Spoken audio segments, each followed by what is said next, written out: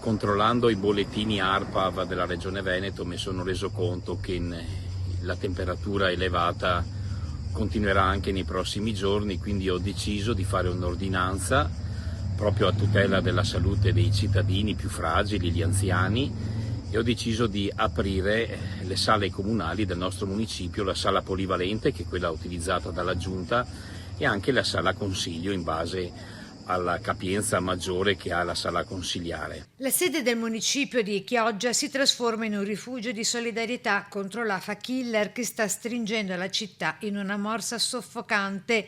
Di fronte a temperature insostenibili, il sindaco Mauro Armelau ha scelto di spalancare le porte della casa comunale per accogliere chi, tra le mura domestiche, non ha nemmeno un condizionatore per respirare. Un'ancora di salvezza che ha già messo al sicuro 3 cittadini in difficoltà.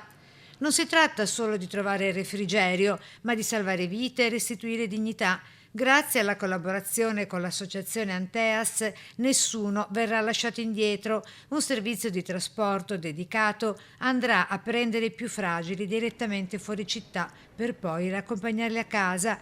All'interno del municipio la paura e l'isolamento lasciano spazio al calore umano, tra attività condivise e giochi che spezzano la solitudine. E adesso stiamo lavorando anche per i prossimi giorni insieme a delle associazioni di volontariato proprio per intrattenere queste persone che permarranno appunto all'interno del municipio, proprio per farli leggere, per farli giocare, fare una tombola, cercare di fare compagnia a queste persone che si recheranno presso il municipio. Io da sindaco onestamente devo tutelare la salute di tutti, ma ho pensato alle persone meno fortunate